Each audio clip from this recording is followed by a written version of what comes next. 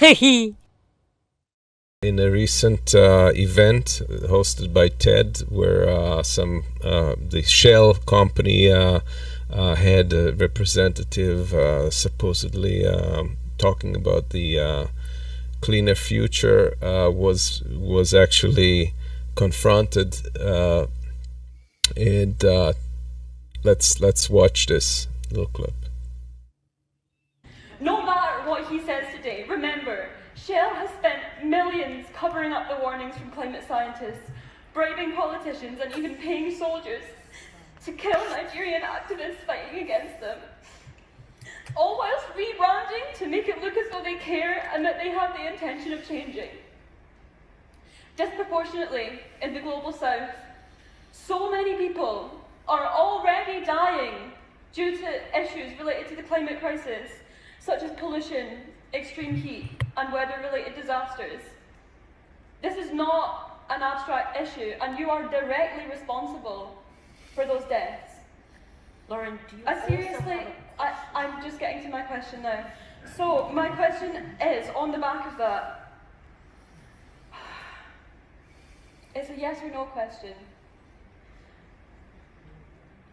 In my view, you're sitting here and you're giving us this greenwashing, and I feel if you're able to do that, I should be able to provide the context of the absolute atrocities that Shell has committed over its lifetime. So, if you're going to sit here and say you care about climate action, why are you currently appealing the recent court ruling that Shell must decrease its emissions by 45% by 2030? I seriously do not understand what goes on in your mind to sit there and say, I'm trying to do better, when you're appealing against being legally binded to climate action. So, yeah, my question is a yes or no question. Will you repeal this, if you care? Will you repeal this? Repeal the appeal, you mean? Or, yeah. But, again, you gave some context, which, by the way... I'm going to take that as a no. So I'm just going to say, I hope that you know that we will never forget what you have done and what Shell has done. I hope you know that as the climate crisis gets more and more deadly, you will be to blame, and I will not be sharing this podium with you anymore. Lauren.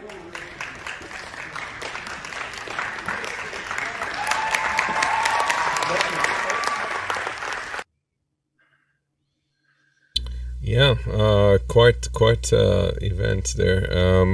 Of course, the greenwashing is continuing.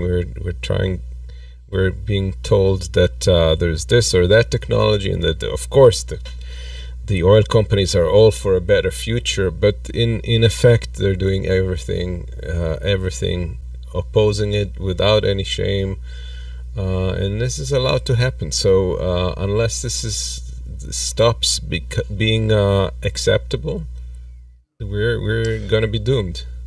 And this and what we are seeing here from the corporations, it's not only the greenwashing, the general behavior, not standing absolutely up for to do everything possible to fight the climate catastrophe. It is clearly visible, it is only about the money, and we have to destroy the system.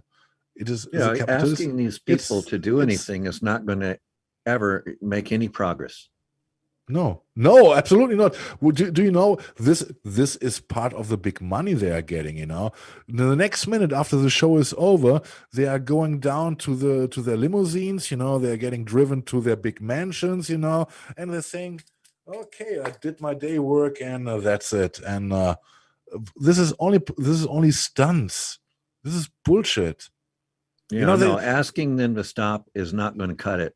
They have to be told to stop. It has to be, like, okay, Shell, in the next 5 years, your business has to decrease by 40%. So your gross sales will be, lower. And like, no business is going to be doing that unless it's in their best interest to do so. And so we as a people, as a new political force, it has to confront the fact that these people are only going to operate in their best interest. And so they're not going to cooperate with us until it's in their best interest to do so. you know. So why do they do what they do? Because they can. Yes. Right. They got the power. They got the money. That's it.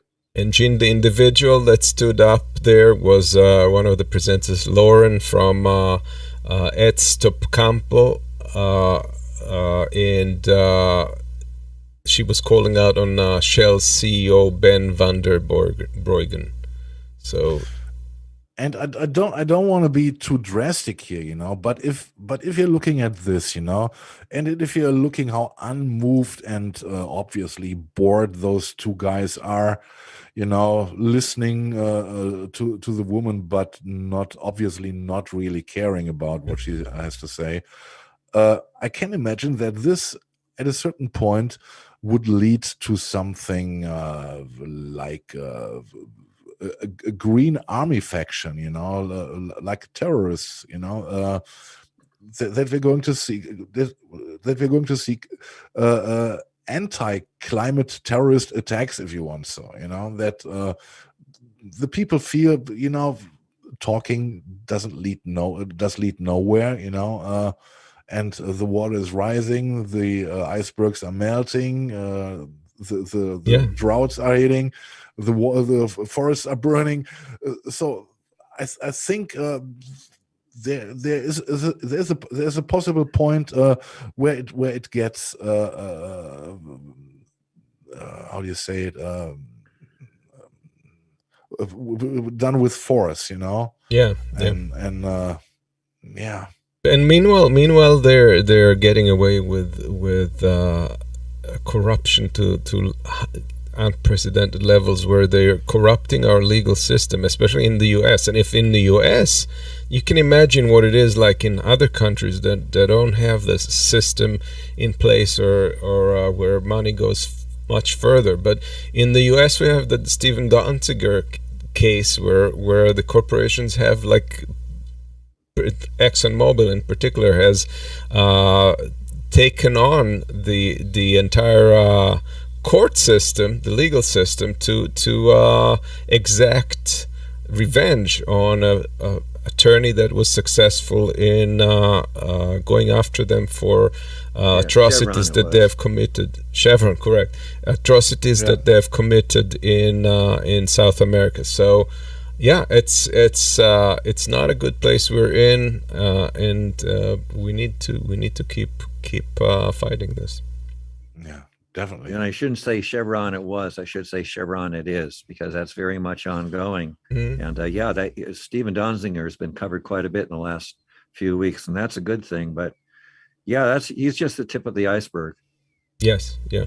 And if this kind of action is successful, that playbook is being written, then we can expect other human rights and social activists, lawyers to be targeted, and less of them to come forward and protect humans. Yeah, I mean, you know, we brought up Steven Donziger. I'll just rant for a few seconds. Marcus brought up what's his name? You know, the indigenous person who was murdered. You know, and indigenous person. Hell, there have been many. I mean, what's the I forgot. Let me think. I think Guatemala is the most dangerous country to be in, where, like, if you're, you know, the chance of being murdered if you're a climate activist is 50 times what the regular murder rate is, or some baloney like that. I mean, people, money, and greed is just going strong. Yeah.